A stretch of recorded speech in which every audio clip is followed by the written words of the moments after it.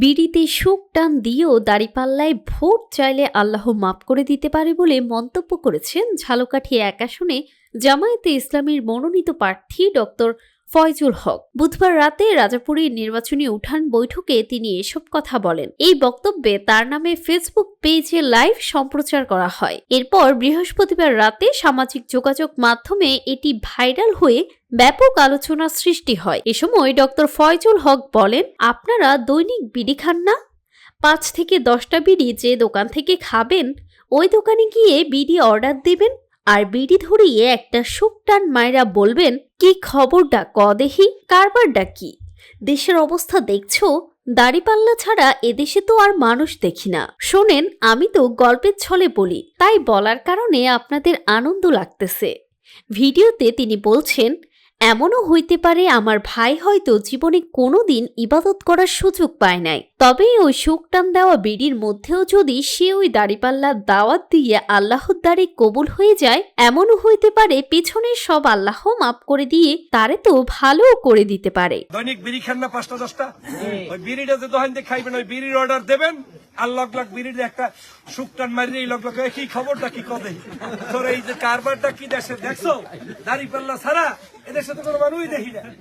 এই কামটা করলে আপনি শোনেন, আমি তো গল্পের ছলে বলার কারণে আপনার আনন্দ লাগতেছে, কিন্তু এমনও হইতে পারে আমার ভাই হয়তো কোনোদিন ইবাদত করার সুযোগ পায় নাই, ওই সুকটান দেওয়া বিড়ির মধ্যেও যদি সে ওই দাড়িপাল্লার দাওয়াত দিয়ে আল্লাহর দ্বারে কবুল হয়ে যায়, এমনও হইতে পারে পিছনের সব আল্লাহ মাফ করে দিয়ে তার তো ভালো করে।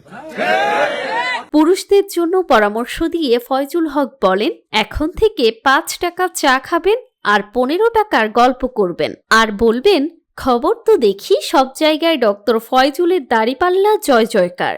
এটা বলার পরে আশেপাশে আরো ৫ থেকে ১০ জনও আপনার সঙ্গে একই কথা বলবে। তাহলে এখন থেকে ৫ টাকার চা খাইবেন, ১৫ টাকার গপ্প মারিয়ে পারা যাইবে। নিজে ৫ টাকার চায়ের অর্ডার দিয়েই শুরু করবেন, আবু তালেব খবর কি? শুনলাম যে এই সব জায়গায় ডক্টর ফয়জুলের জয় জয়কার অবস্থা, এদিকে দাড়িপাল্লার কি কারবারটা কি, ঘটনা কি, ঘটলে কি? এদেশে তো আনলে না কোনোদিন। এক হওয়ার পরে আশেপাশে আরো ৫-১০ জন থাকবে না? এরা আবার এই মিডল লাগে পড়বে কি পড়বে না? এই প্যানাই আপনার একটা বড় ধরনের খেদমত, যেটা আপনার ১০০ টাকা খরচ করে করা লাগে না। নারীদেরকে নিয়ে তিনি বলেন, নির্বাচনের রাতে ঘুমাবেন না। ফেব্রুয়ারি মাসের ১১ তারিখ রাত ১২টা পর্যন্ত ঘুমাবেন। এরপর রাতের বেলা বাসার মধ্যে ভালো খাবার রান্না করে স্বামীকে আদর যত্ন করে আপনি সহ আত্মীয় স্বজন সবাইকে নিয়ে কেন্দ্রে গিয়ে ভোট দিবেন। এরপর ভোট গুনে তারপর বাড়ি এসে বিজয় মিছিল করে ঘুমাবেন। ১১ তারিখ সারা রাত মানে রাত ১২টা পর্যন্ত ঘুমাইবেন। রাতের বেলা বাসার মধ্যে ভালো খাবারটা রান্না করে স্বামীকে আদর যত্ন করে তুলে ঘুম থেকে আপনি সহ আপনার আত্মীয় স্বজন সহ সবার আগে ভোট সেন্টারে ভোট দিয়া ভোট গুন্যা তারপরে বাড়ি এসে বিজয় মিছিল করে ঘুমাইতে হবে। ভাইরাল হওয়া এই বক্তব্য নিয়ে নেট দুনিয়ায় তীব্র প্রতিক্রিয়া দেখা গেছে। অনেকেই বলছেন, প্রকাশ্যে বিড়ি ও ধূমপানকে উৎসাহিত করা বিদ্যমান আইনের পরিপন্থী এবং এটি শাস্তিযোগ্য অপরাধের শামিল। তবে এসব অভিযোগের জবাবে ডক্টর ফয়জুল হক বলেন, তার বক্তব্যকে ভুলভাবে উপস্থাপন করা হচ্ছে এবং তিনি সব শ্রেণী পেশার মানুষের সমর্থন প্রত্যাশা করেন। মাওলানা আব্দুল হামিদ খান ভাসানের কথা আমাদের মনে পড়ে যে নীল নদীর পানি যেমন নীল না, জামাত ইসলাম তেমন ইসলাম না। তারা ইসলামকে ধর্মকে কটূক্তি করে যে কথাগুলো বক্তব্য করে সেটা তো সামাজিক যোগাযোগ মাধ্যমে আপনারা সবাই দেখেছেন, এগুলো তো সম্পূর্ণ ভিত্তিহীন। আসলে আমাদের জামাত ইসলামের ডক্টর ফয়জুল হক উনি যে বক্তব্য আজকে দিয়েছেন সারা বাংলাদেশে ভাইরাল হয়েছে, আমরা এই বক্তব্যটাকে নিন্দা জানাই। কেননা আমরা মুসলমান, আমাদের কাছ থেকে এই তার মাঝে একজন শিক্ষিত লোকের এরকম বিড়ির অ্যাডভার্টাইজের মতন মনে হয়তো সে দিচ্ছে, বিজ্ঞাপন দিচ্ছে যে বিড়ি খেয়ে আপনি ধুমা ছেড়ে দাড়িপাল্লায় ভোট দিলে আপনি বেহেশতে যাবেন, নাউজুবিল্লাহ। জামাতের প্রার্থী কিন্তু ধর্মকে সে কটূক্তি করে, ধর্মকে ছোট করে। সে যে বিড়ির কথা ধর্ম নিয়ে বলেছে, সে আসলে একটা বড় অন্যায় করেছে। কারণ সে ধর্মকে পুঁজি করে যে ব্যবসা করবে, ইসলামের পথে রাজনীতি করবে, ইসলামকে সে ধ্বংস করবে, এটা আসলে বাংলার মানুষ কাম্য না তার কাছে। বিড়ি খেয়ে ভোট দিয়ে যাবো, যদি ইসলামের দলের হইয়া যদি ভোট দিয়ে যায় বিড়ি খেয়ে, কি আল্লাহ মাফ করবে? এই জিনিস মাফ হয়ে যাবে? বিড়ি খেয়ে যাবো, মাফ করে দিবে আমারে ভোট দিলে? কোনো বক্তব্য আশাই তো করি না। ইসলামের লোক, দলের লোক হইয়া সে ধরনের কথা বললে তা তো শোভা পায় না মুখে।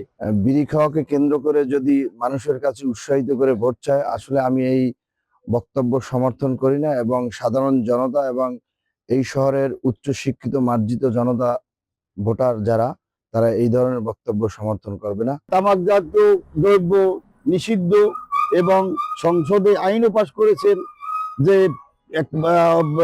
হাটে বাজার স্কুলে সামনে কোর্ট কাছারিতে যখন কেউ ওপেনে ধূমপান করবেন 50 টাকা জরিমানা করবে, এবং পরবর্তীতে সেটা বাড়িয়ে 2000 টাকা পর্যন্ত জরিমানার আইন করেছেন। এবং সেইটাকেই এই জামাতে ইসলাম এবং স্বীকৃতি দিচ্ছে যাতে ভোট সেন্টারের ভিতরেও বিড়ি খাইতে পারে। গত বৃহস্পতিবার ঝালকাঠি 1 আসনে বাংলাদেশ জামায়াত ইসলামী মনোনীত সংসদ সদস্য প্রার্থী ডক্টর ফয়জুল হক সাহেব একটি প্রকাশ্য জনসভায় বলেছেন যে আপনারা যারা বিড়ি খান, বিড়ি টানবেন আর দাঁড়িপাল্লায় ভোট দেওয়ার কথা বলবেন। তার এই কথাটি সামাজিক যোগাযোগ মাধ্যমে প্রচার হয়, ব্যাপক প্রতিক্রিয়া সৃষ্টি হয়েছে। তো আমি মনে করি যে একজন সংসদ সদস্য প্রার্থী প্রকাশ্যে ধূমপানের পক্ষে জনগণকে উৎসাহিত করতে পারেন না, এটি তিনি ঠিক করেননি। কারণ বাংলাদেশ সরকার প্রকাশ্যে ধূমপান করা দণ্ডনীয় অপরাধ হিসেবে বিবেচনা করে আইন করেছে।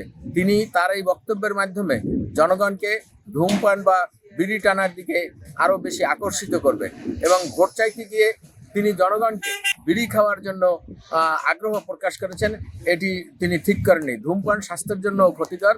একজন সংসদ সদস্য প্রার্থী কোনো কর্মী এটি বলতে পারে না, এটি তার বলা উচিত হয়নি।